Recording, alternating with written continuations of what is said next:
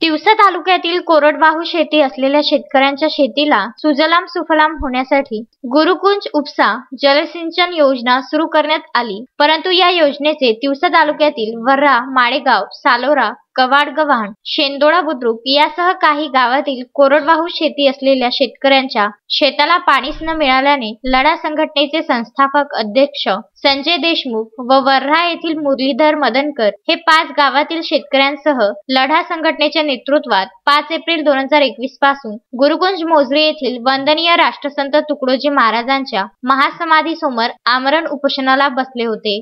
जोपर्यंत आम्हाला ठोक निर्णय मिळत नाही तोपर्यंत आंदोलन सुरूच ठेवणार असा पवित्रा यावेळी उपोषणकर्त्यांनी घेतला होता। 7 एप्रिल 2021 रोजी राज्यमंत्री बच्चू कडू यांनी उपोषणकर्त्यांना भेट दिली व त्यांच्या समस्या जाणून घेऊन शेतकऱ्यांच्या या रास्त मागणीकरिता संबंधित अधिकाऱ्यांना आदेश देऊन समिती गठीत करून अहवाल सादर करण्यास सांगितले व लवकरात लवकर कोरडवाहू शेती असलेल्या या गावातील शेतकऱ्यांना या योजनेचा लाभ मिळवून देण्याचे आश्वासन देण्यात येऊन उपोषणकर्त्यांना लिंबू पाणी देऊन उपोषणाची सांगता करण्यात आली। रामचंद्र मुंदाने, विदर्भ न्यूज, तिवसा।